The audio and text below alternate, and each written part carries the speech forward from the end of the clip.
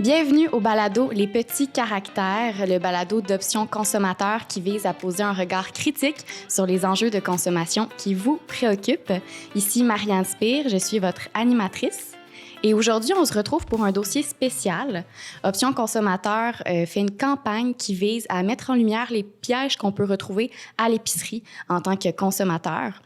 Il y en a 6 principaux. On en discute aujourd'hui avec Sylvie de Bellefeuille. Bonjour Sylvie. Bonjour Marianne. Ça va bien? Ça va très bien, merci. Oui, es-tu contente de faire ce sujet-là aujourd'hui? Ben oui, je suis vraiment contente. C'est un sujet, je pense, qui est d'actualité. Les gens, on le sait, sont fâchés quand ils vont à l'épicerie. Ils ont l'impression parfois de se faire un peu jouer des tours. Alors, on va essayer de voir ensemble c'est quoi ces fameux tours-là, puis comment essayer de les éviter le plus possible. Oui, puis moi, c'est l'impression que j'ai aussi dans la dernière année, puis même les 2 dernières années, c'est que quand je vais à l'épicerie, je le sais que ça va coûter plus cher parce que j'entends parler de l'inflation et tout, mais à un certain moment donné, je suis comme, est-ce que c'est vraiment l'inflation ou est-ce que c'est que j'ai été influencée par ce que je vois dans les médias puis que j'ai changé mes habitudes de consommation par crainte que les prix continuent d'augmenter? Puis là, je me sentais un petit peu perdue en tant que consommatrice là-dedans. Fait que moi aussi, je suis bien heureuse du sujet d'aujourd'hui. Bien, en fait, c'est peut-être un petit peu un mélange des deux parce qu'il y a des données qui ont été qui ont été publiées par le rapport sur le prix de l'alimentation au Canada en 2024. C'est un rapport qui est fait en collaboration par 4 universités, l'Université de Dalhousie, l'Université Guelph, Saskatchewan et Colombie-Britannique. Et puis, ce qu'on a noté, c'est qu'au Canada, l'épicerie a augmenté d'à peu près 5,9 % entre 2022 et 2023. Et c'est au Québec que c'est le plus élevé, où c'est même le taux est à 6,7 %. Donc, ah oui! Ça coûte plus cher, effectivement, mais paradoxalement, les gens achètent moins à l'épicerie qu'avant. OK. Donc, les dépenses ont diminué en termes d'alimentation. Et ça, c'est dû à plusieurs facteurs, notamment le fait que les gens vont réaménager leur budget, ils vont acheter des choses soit en moins grande quantité ou en moins grande qualité. Ils vont aussi peut-être substituer certains produits par d'autres qui coûtent moins cher. Ça s'explique aussi par le réaménagement budgétaire. C'est pas juste l'épicerie qui coûte plus cher. Quand ça coûte plus cher de loyer, quand ça coûte plus cher pour rembourser des dettes, il faut faire des coupures et malheureusement, c'est souvent sur l'épicerie que les gens le font. OK. Fait qu'il y a quand même une nette augmentation, là. Absolument, absolument.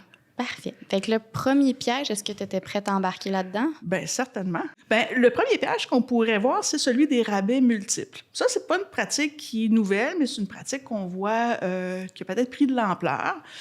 Par exemple, ce qu'on va faire, c'est qu'on va nous inciter à acheter un plus grand nombre de produits et on va nous donner un rabais si on en achète un plus grand nombre. Mm-hmm. Il y a 2 façons d'afficher ça. On peut avoir, par exemple, un produit qui va être indiqué à 2 pour 5 $.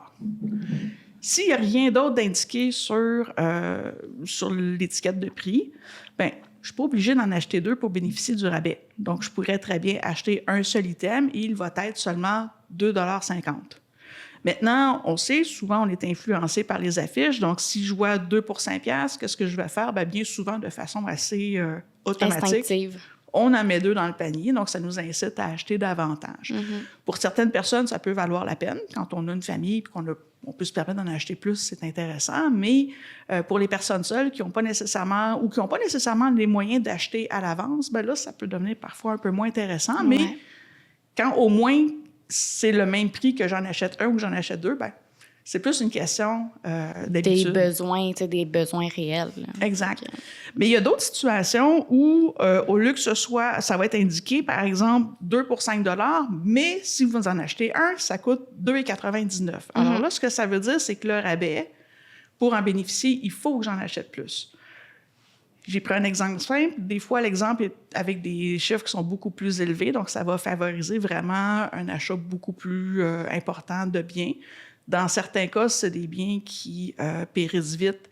Ça peut amener du gaspillage alimentaire. C'est pas évident. Et c'est pas tout le monde qui peut se permettre d'acheter à l'avance beaucoup de produits non plus. Ça prend de l'espace de stockage. Il faut avoir les moyens financiers pour les payer à l'avance aussi. Mm-hmm. Donc, il faut vraiment être prudent avec ça. Oui, parce que c'est le flux de trésorerie aussi, le cash flow. Là. C'est beau acheter d'avance, mais il y a d'autres dépenses là, au fil des jours, au fil du mois. Donc, oui, puis ce qui est mis de l'avance, c'est le prix à 2 pour 5 $. Celui où c'est écrit 1 pour 2,99 $, par exemple, souvent, il va être écrit plus petit sur l'étiquette. Donc, quand on magasine puis qu'on regarde rapidement, on se dit, 2 pour 5 $, j'en achète un, ça va me coûter 2,5 $. Et on peut se retrouver avec la mauvaise surprise à la caisse. Donc, c'est désagréable aussi. Donc, il faut vraiment être très, très vigilant. Le problème là-dessus, c'est que c'est la vigilance qui est, en ce moment, le meilleur remède. Ce qu'on souhaiterait de notre côté, par contre, c'est que l'affichage des prix soit mieux encadré, justement dans le cas des rabais multiples, pour que ce soit plus simple de pouvoir savoir combien ça coûte l'unité. Et particulièrement, là, j'ai pris un exemple qui se divise facilement, mais parfois, c'est des chiffres qui n'arrivent pas juste aussi. Ah, ça m'arrive de sortir ma calculatrice à l'épicerie, là, souvent. et ça ne devrait pas être normal. On devrait pouvoir magasiner sans avoir à faire des calculs pour savoir combien ça va nous coûter. Donc, il faudrait vraiment que l'affichage soit plus clair puis qu'on n'ait pas à faire des calculs mathématiques élaborés pour savoir combien vont nous coûter nos articles à l'épicerie. Non, c'est sûr. Moi, souvent, je me fie à l'étiquette qui est toujours marqué comme le prix par 100 millilitres ou 100 milligrammes. Là. Bien, ça, c'est un peu. Oui, bien, ça, c'est un outil qui est utile à bien des niveaux, justement pour les rabais, mais aussi pour d'autres éléments qu'on va voir plus tard. C'est vraiment peut-être un des outils qu'on peut avoir de plus utile qui va nous permettre de comparer des pommes avec des pommes, là, pour pas... Oui. C'est juste que, quand il y a un rabais qui est mis dessus, souvent, l'étiquette, c'est cette étiquette-là, qui est comme l'étiquette de base, là, est pas mise à jour. Fait que c'est là, souvent, que je fais mes petits calculs, je t'avoue. Oui, puis la loi n'est pas toujours claire sur comment indiquer ça quand il y a un rabais. Donc, ça devient des fois un petit peu plus difficile de savoir c'est quoi le prix à rabais. Puis s'il y a deux prix, le prix par unité de mesure, c'est-tu calculé sur le 2 pour 5 $ ou c'est écrit pour celui qui est à 1 pour 2,99. Donc là, ça devient beaucoup plus difficile d'avoir l'information. C'est ça. Puis là, tu sais, je fais mon épicerie le dimanche pour faire ma nourriture pour moi pendant la semaine. Mais si j'étais là avec 4 enfants puis que j'y allais entre 2 pratiques, puis peut-être que je m'arrêterais un petit peu moins, là. Fait que... Effectivement, tout à fait. Parfait. Bien, le deuxième piège, c'est celui des circulaires et des présentoirs. D'abord, les circulaires, bien, on ne se cachera pas. Les circulaires, c'est quand même un bon outil pour savoir quels sont les prix qui sont en solde, pour essayer justement de planifier pour en avoir plus pour son argent. Je ne suis pas en train de dire qu'il ne faut pas regarder les circulaires, mais il faut les regarder avec quand même un œil critique. Il faut savoir que généralement, les meilleurs rabais, on va les retrouver sur les pages couverture. OK. Donc, souvent, on va avoir une protéine en spécial. Peut-être que cette semaine, ça va être le poulet ou ça va être le bœuf haché. Donc, on va voir un peu qu'est-ce qui est en spécial cette semaine. Mais quand on avance à l'intérieur de la circulaire, bien, il y a des produits qui, parfois, sont en solde et d'autres qui sont à prix régulier. Donc, on nous annonce de façon un peu comme ça, la volée, que le brocoli est disponible et il est vendu cette semaine à 4,99 $. On s'entend qu'il n'est pas en spécial du tout à ce prix-là. Donc, c'est pas parce que c'est dans la circulaire que c'est nécessairement en solde. Alors, il faut rester quand même critique. Le meilleur outil, malheureusement, bien, c'est d'avoir une certaine connaissance du marché puis une certaine connaissance de combien coûtent les choses en général pour savoir bien, que le brocoli, on sait qu'à ce prix-là, c'est pas vraiment une promotion. Là. Puis c'est ça, des fois, dans la circulaire, il va être écrit en gros, en rouge, donc ça peut porter à confusion. Bien, exactement. Puis de la même façon aussi, même les étalages, la façon qu'ils sont faits, parfois, on va avoir des produits qui vont être dans des présentoirs spéciaux, qui sont souvent subventionnés par certains fournisseurs de produits, où on va retrouver certains articles dans les bouts de tablettes, par exemple, là, pour essayer d'attirer notre attention. Là encore, il faut être prudent. Parfois, ça peut être des promotions au niveau du prix, mais parfois, c'est juste qu'on veut mettre de l'avant un produit pour nous inciter à l'acheter davantage. Donc, c'est pas rare qu'on va voir ce genre de promotion-là. Par exemple, on est à la rentrée scolaire, bien, oups, tout ce qui est pratique pour les lunchs est en bout de tablette. Donc, oui, ça nous rappelle que c'est pratique peut-être d'acheter des bartendes puis des petits jus en boîte, mais est-ce qu'ils sont vraiment en spécial? C'est pas toujours le cas. Donc, il faut vraiment encore être très, très critique puis essayer d'éviter d'acheter de façon impulsive puis de faire vraiment un suivi des prix pour voir si c'est quelque chose qui est vraiment un vrai rabais ou est-ce qu'on veut juste nous présenter un produit qu'on n'aurait peut-être pas acheté en temps normal. Puis il y a quand même plusieurs applications qui permettent de voir tous les circulaires en quelques clics. Là.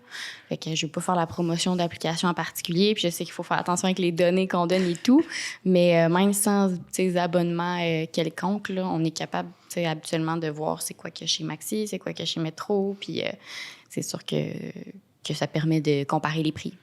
Oui, et comparer les prix, ça reste, je pense, notre meilleur outil aussi pour essayer d'en avoir le plus possible pour notre argent.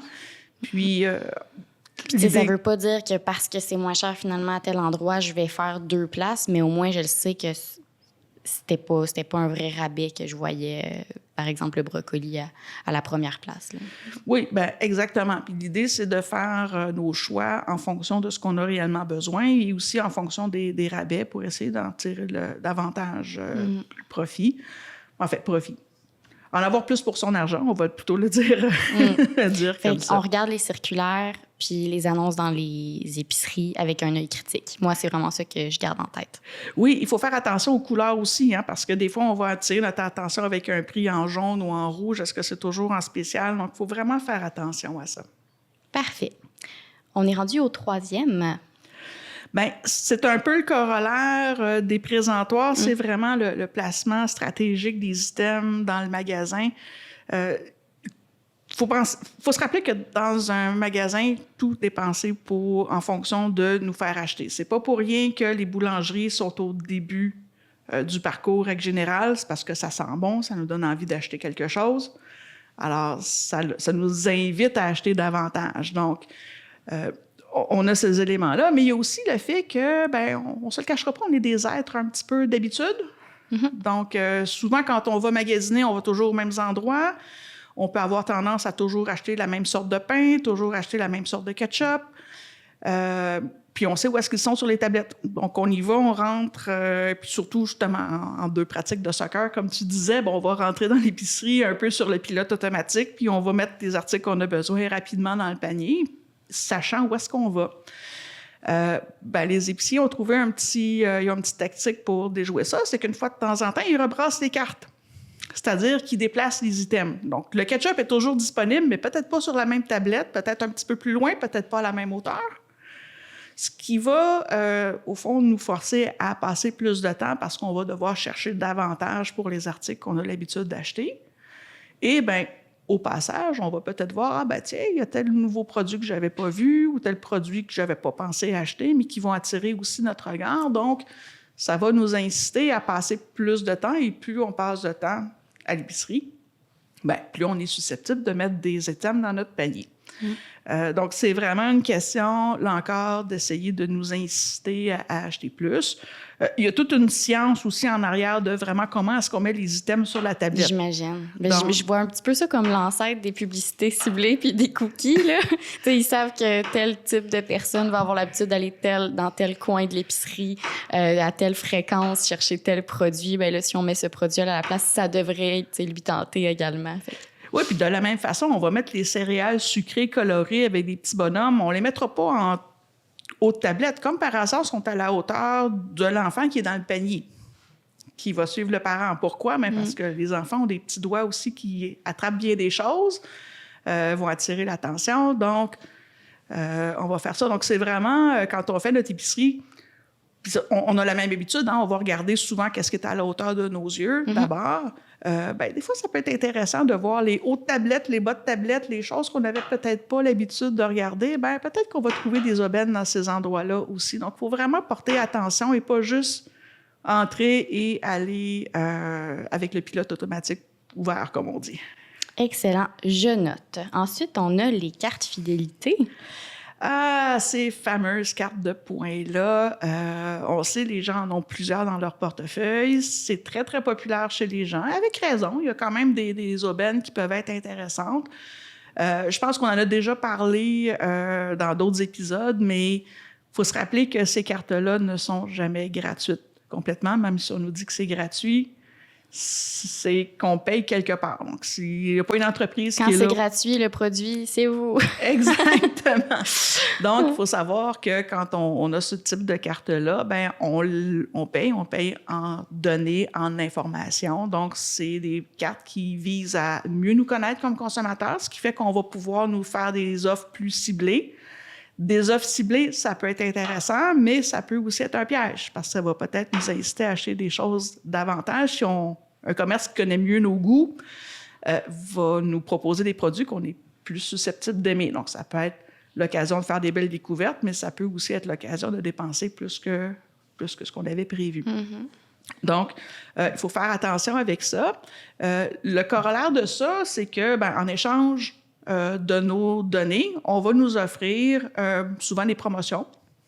On peut nous offrir aussi, là, ça dépend vraiment des programmes. Il y a certains que c'est des remises en argent ou, par exemple, au bout d'un certain temps, on va avoir de l'argent qu'on va pouvoir utiliser pour payer nos prochaines épiceries. Dans d'autres cas, ça va être des cadeaux qu'on va pouvoir se procurer dans un magasin virtuel, par exemple. Donc, il faut vraiment faire le calcul pour voir est-ce que ça me permet vraiment de bien profiter de ces choix-là, de ces cartes-là. Mais le corollaire, l'autre produit qu'on voit maintenant de plus en plus, qu'on voyait un peu moins avant, c'est des rabais qui ne sont pas juste sur le long terme, c'est-à-dire par l'accumulation de points, mais des rabais instantanés. Donc, on va se promener dans les allées, puis on va voir de plus en plus un article avec une affiche à un beau prix intéressant, mais prix membre. On va le voir dans le circulaire aussi, pour revenir à tes circulaires. Là. Absolument. Il y a souvent une page que tu dis « Ah, wow, c'est donc bien en rabais », puis là, c'est écrit en petit détenteur de la carte. Exact. Donc, ça peut être intéressant si on est membre, mais si on n'est pas membre, ça l'est un peu moins. Et c'est là encore que ça peut poser problème, parce que si on regarde vite, on peut avoir l'impression qu'un article est en solde, alors qu'il est en solde uniquement pour les personnes qui ont la carte de fidélité. Alors, si je ne l'ai pas, je ne peux pas bénéficier du rabais. On peut se retrouver dans une situation où le prix est peut-être pas si clair que ça. Puis si c'est une épicerie où on n'a pas l'habitude d'aller, puis on ne pense pas nécessairement y retourner, c'est de se poser la question, est-ce que je vais prendre la carte juste pour cette fois-ci? Parce qu'habituellement, on nous l'offre à la caisse, là, donc... Absolument. Absolument. C'est de se dire, en effet, il y a un coût. Tu sais, quand il nous dit « Ah, c'est gratuit », bien là, de se souvenir que pas tout à fait. Donc... Exactement. Puis là, il y a un choix aussi qu'on doit faire sur une base individuelle aussi. Est-ce que moi, je considère que mes données personnelles valent les rabais ou les promotions qu'on me propose? Pour certaines personnes, la réponse est oui et c'est bien quand on parle correct. de données personnelles, ils n'ont pas accès à comme toutes nos informations dans notre téléphone. C'est ce qui passe par l'application. C'est ce qui passe par l'application. Ça va être nos habitudes d'achat. OK. Et ça permet de faire un profil de consommateur. Donc, le profil de, je ne sais pas moi, un jeune homme célibataire ne sera pas le même qu'une mère monoparentale. Donc, ils n'auront pas les mêmes habitudes d'achat. On ne va pas nécessairement leur offrir les mêmes produits, les mêmes rabais non plus. Je comprends. Ça permet quand même à l'entreprise de mieux cibler, mais c'est sûr que pour un jeune homme célibataire, peut-être que des rabais sur les couches, c'est pas quelque chose qui va être important pour lui, mais peut-être que pour une mère célibataire qui a des jeunes enfants, ben, peut-être qu'elle va l'apprécier, ce rabais-là. Donc, ça dépend. Donc, je ne suis pas en train de dire que c'est nécessairement mauvais, mais il faut savoir que ça existe. Mais il faut aussi savoir que ces rabais-là, dans le fond, peuvent être immédiats ou ils peuvent être à plus long terme. Puis maintenant, c'est un peu une combinaison des deux. C'est-à-dire qu'on a le rabais maintenant parce que le brocoli est en vente pour les membres du magasin, par exemple. Et ça va me permettre aussi d'accumuler des points plus tard. On voit aussi des fois dans les circulaires des promotions qui ne sont pas sur les prix, mais juste sur les points.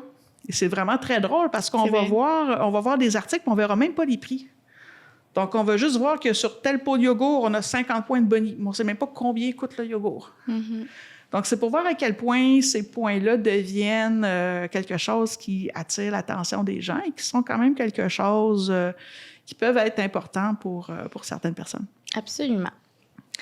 Et ensuite, nous avons la réduflation. Si je ne me trompe pas, je pense que c'est le sujet comme du premier balado qu'on a tourné ensemble là, de toute ma carrière d'animation au petit caractère. Bien, ça se peut. La réduflation, c'est vraiment quelque chose qui a pris beaucoup d'ampleur.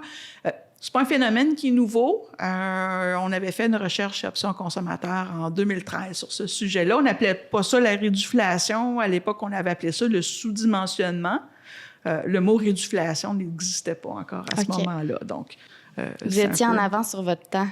Bien, c'est un phénomène qui existait déjà, mais qui était peut-être plus subtil. Là, on s'en rend compte de plus en plus. Donc, c'est quoi peut-être la réduflation? Bien, en fait, c'est une stratégie commerciale qui vise à réduire subtilement le format des produits qu'on achète sans en modifier le prix. Ce qui fait que, par exemple, le même pot de yogourt qu'on achète, mettons, pour 4 $, bien, au lieu d'avoir, mettons, 750 grammes dans le pot, on va avoir 650 grammes, ce qui fait que le prix par unité de mesure va devenir la meilleure façon de voir si on y perd ou pas. Oui. le hic, c'est que c'est un peu un problème de transparence. C'est que je sais pas combien de gens savent combien qu'il y a de grammes dans leur boîte de céréales, puis dans leur boîte de biscuits, puis ça devient... Je pense que ça doit vraiment pas être beaucoup de gens, là. C'est même des produits que j'utilise toutes les fois que je vais à l'épicerie, je pourrais pas te dire, là, c'est quoi leur milligramme, c'est quoi le gramme qu'il y a à l'intérieur, là. Puis c'est normal, puis c'est d'autant plus normal qu'on n'a pas de standard au Canada, sauf pour certains produits, comme les produits laitiers, qui sont vraiment vendus selon... en fait, même pas tous, là. Le lait, on est vendu au litre, mais la crème a diminué, par exemple. Fait que quand on trouve que le lait est rendu à avoir l'air pas mal gros à côté des autres jus, là, c'est parce qu'il y a eu de la réinflation dans le domaine des jus, c'est ça? Bien, le jus d'orange, c'est vraiment, je pense, un des classiques de la réduflation. Moi, je suis assez vieille pour me rappeler d'acheter des 2 litres de jus d'orange. Okay. Ça a été réduit à 1,89 litres, qui est passé à 1,75 litres, qui est maintenant rendu, la norme est plus rendue à 1,5 litres. Ah ouais. Donc, c'est vraiment quelque chose qui se fait avec... L'impact, on le voit peut-être avec le temps. J'imagine. Moi, ce que j'ai pu remarquer dernièrement, c'est les barres de chocolat. C'était pas long après qu'on ait fait l'épisode sur la réduflation, justement. Il y avait un gros kiosque de barres de chocolat qui étaient toutes vraiment en vente, pas cher du tout, que tu sais, c'est sûr que tu vas vouloir en acheter une coupe. Mais je mange assez de chocolat dans la vie pour avoir vu que c'est sûr que le format a réduit. Puis je me suis dit, c'est pas fou. Tu sais, là, je vais en acheter quelques-unes parce qu'ils sont vraiment pas chers. Puis je vais m'habituer à ce format-là. T'sais. Fait que... Oui, puis il y a différentes façons de le faire. Soit qu'on va tout simplement réduire le format sans tambour ni trompette, donc on se rend pas trop compte, à moins là, qu'on ait vraiment l'œil très aiguisé. Qu'on ait mangé beaucoup de chocolat dans notre vie. Exactement. Il faut savoir que c'est pas illégal, hein, de c'est faire ça qui est un petit peu, tu sais, frustrant là, en tant que tel. Je comprends qu'il faut que les compagnies soient viables aussi. Là. C'est pas du tout ça que je remets en doute, mais je me dis, à un moment donné, il devrait y avoir une fin là, à cette réduflation-là. Il n'y en aura plus de produits là, si ça continue. Et pour certains produits, ça a un effet pervers, c'est que ça rend certains produits qui n'étaient pas taxables avant, ils deviennent taxables. Ah, OK. Donc, par exemple, lorsqu'on achète des barres tendres, si on en achète 6, c'est pas un produit qui est considéré comme quelque chose qu'on va consommer tout de suite. Alors, c'est pas taxable. Mais s'il y en a seulement 5 dans la boîte, là, ça devient taxable. Hey, je savais pas ça. Donc, il y a certains produits comme ça. Même chose pour la crème glacée. Je pense que la ligne était à 500 millilitres. Donc, il y a certains formats de crème glacée de luxe qui sont passés sous le seuil du 500 millilitres. C'est pas grand-chose. On est rendu, mettons, à 475 grammes, par exemple. Donc, c'est pas tant que ça. Mais parce qu'on vient de changer de seuil, bien, non seulement on paye plus cher par 100 grammes, mais en plus... Il y a une taxe. Il y a une taxe qui vient de se rajouter. C'est pas illégal en soi, puis on n'a pas le choix de taxer. Ça, c'est les règles de la fiscalité, puis ça, c'est pas à moi de remettre ça en question. Non, mais... c'est ça. Mais c'est bon en tant que consommateur de le savoir. Puis si on se rend compte des fois qu'il y a peut-être des entreprises qu'on sent qui abusent un peu de ça, bien, c'est peut-être de se tourner vers une autre entreprise quand c'est possible. Bien, c'est ça. Et c'est là que ça devient difficile vraiment de s'y perdre. C'est facile de s'y perdre, pardon. C'est que, comme je le disais, il n'y a pas de format standard et parfois même dans une même marque, on peut avoir plusieurs formats. Si on regarde, là, je pense aux biscuits ou les boîtes de céréales, selon la saveur, il peut y avoir une différence au nombre de grammes qu'on va retrouver dans les emballages. Donc, quand on réduit, on ne s'en rend pas nécessairement compte. Ça devient difficile de comparer aussi parce qu'on n'a pas en mémoire, parce que ce n'est pas toujours des chiffrons en plus, donc on n'a pas toujours en mémoire combien il y avait de grammes dans notre fameuse boîte de céréales préférée. Le meilleur outil pour essayer d'en avoir le plus pour son argent, ben, c'est celui que tu as nommé tantôt. C'est le prix par unité de mesure, où on peut voir le prix par 100 grammes, où là, on va pouvoir voir quel produit est le plus économique. À partir de là, est-ce que c'est le produit qu'on préfère? Ça, c'est une autre question. Mais au moins, d'essayer d'en avoir le plus possible pour son argent. Vraiment, le problème de la réduflation, c'est vraiment une question de transparence. Et c'est ça, je pense, qui choque les gens. Oui.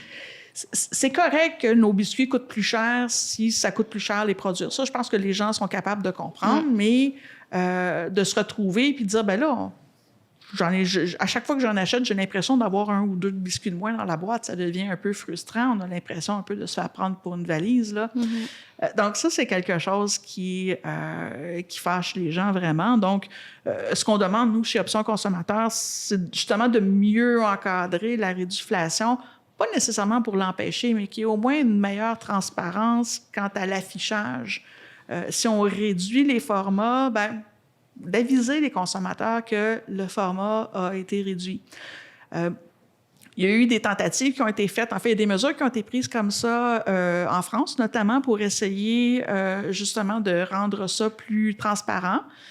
Ça va être intéressant de voir à long terme c'est quoi les effets. Malheureusement, ça a souvent un effet d'entraînement aussi. Hein. Quand une marque commence à réduire ses produits, souvent les concurrents vont suivre.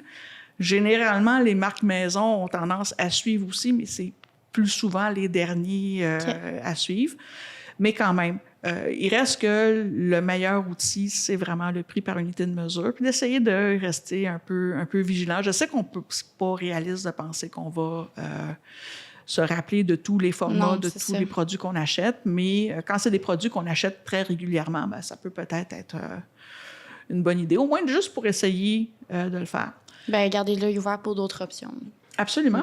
D'ailleurs, il y a quand même une belle série d'articles qui a été fait par Radio-Canada. Il y a un site web qui a été fait qui ont répertorié justement un certain nombre de produits qui avaient été l'objet de réduflation. Donc, des fois, ça peut être un outil qui est intéressant aussi si les gens veulent suivre un peu la tendance. Absolument. Merci, Sylvie. Et en dernier, on a la déqualiflation. La déqualiflation, en fait, c'est une stratégie qui vise à réduire la qualité des produits qu'on achète. Donc, le produit va coûter moins cher à produire, mais on va toujours nous le vendre au même prix. Ça peut se faire sur le produit, ça peut se faire aussi sur le service à la clientèle. Donc, parfois, les gens vont aller dans certains magasins et vont dire « Hop, tiens, c'est drôle, les employés sont de plus en plus rares. » Donc, c'est une façon aussi de réduire le service de la même façon quand on arrive... Je pensais que tu allais dire sont de plus en plus bêtes. Mais non, c'est autre chose. Ça peut arriver aussi, mais ça, c'est une autre histoire. C'est pas de la déqualiflation. C'est bon. Mais on va voir que où il y a moins de services qui vont être offerts. Parfois, dans certaines épiceries, il n'y aura plus d'emballeurs, ou il n'y aura plus personne. Ou parfois, même, on va être rendu avec des caisses automatiques. Donc, on n'a plus personne à la caisse. C'est nous qui allons nous-mêmes procéder à scanner nos articles et à les mettre nous-mêmes dans des sacs. Donc, c'est des mesures qui ont été prises là.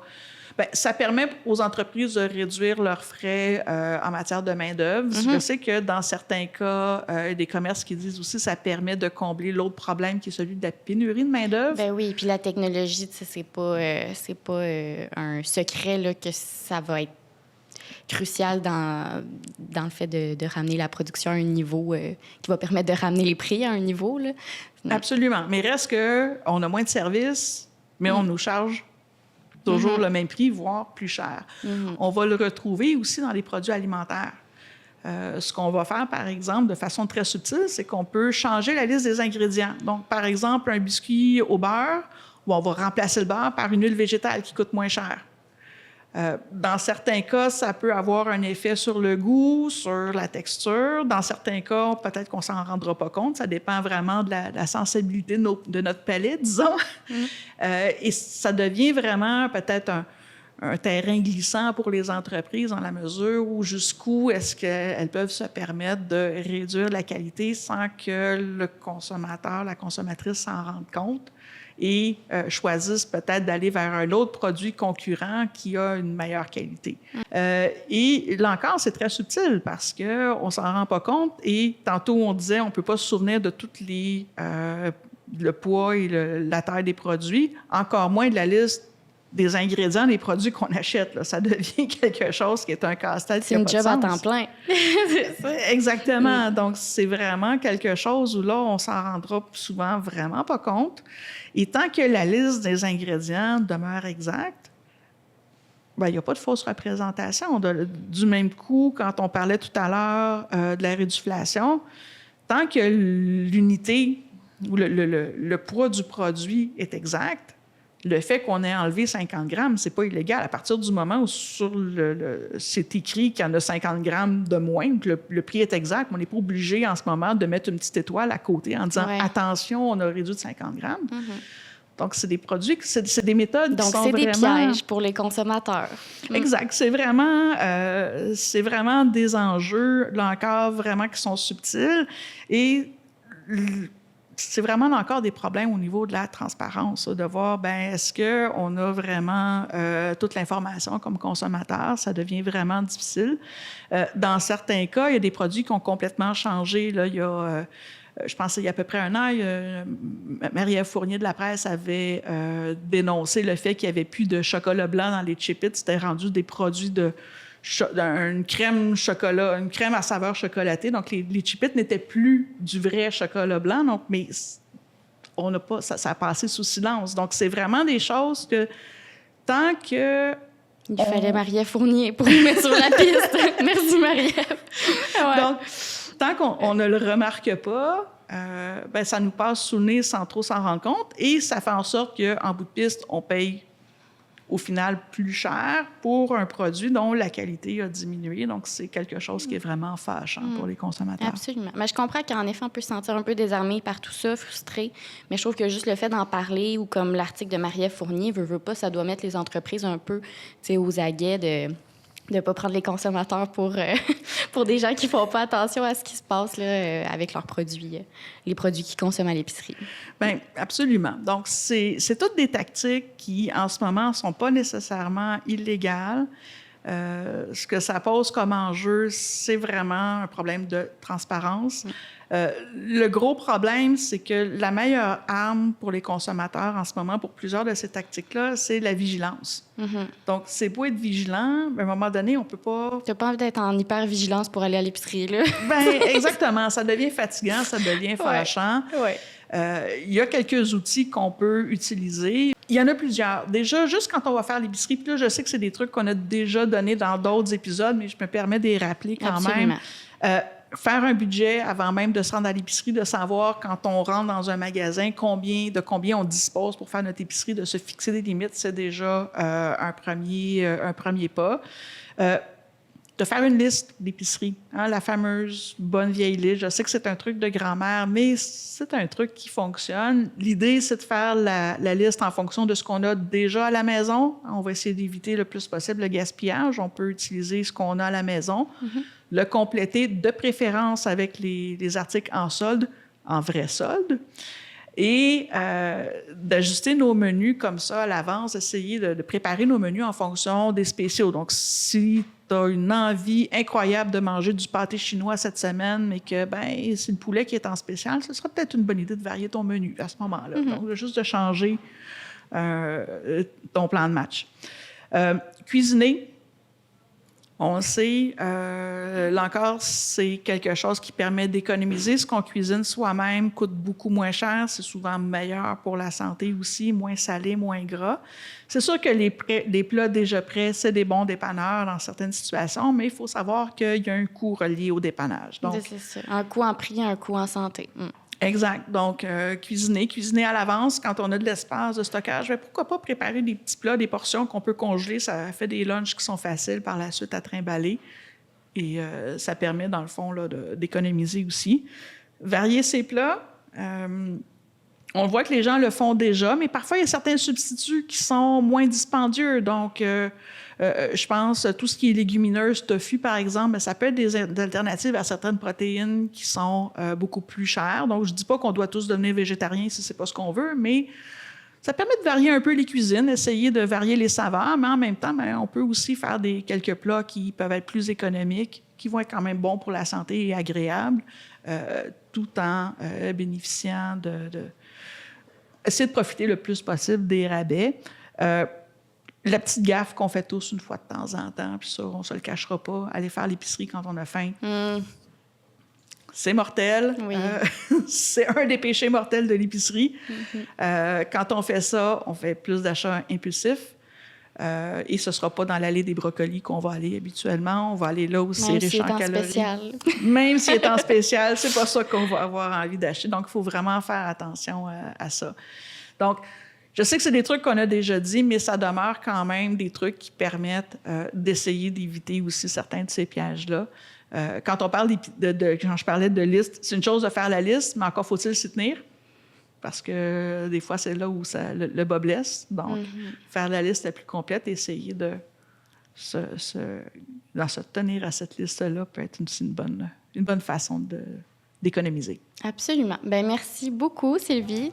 À la maison, merci de nous avoir écoutés. Si vous voulez plus de ressources par rapport aux pièges des épiceries, il y en a plusieurs sur le site de Options consommateurs. Il va également y avoir un guide là, de rappel des pièges dont on a parlé aujourd'hui. Donc, passez une excellente journée ou soirée, puis au plaisir!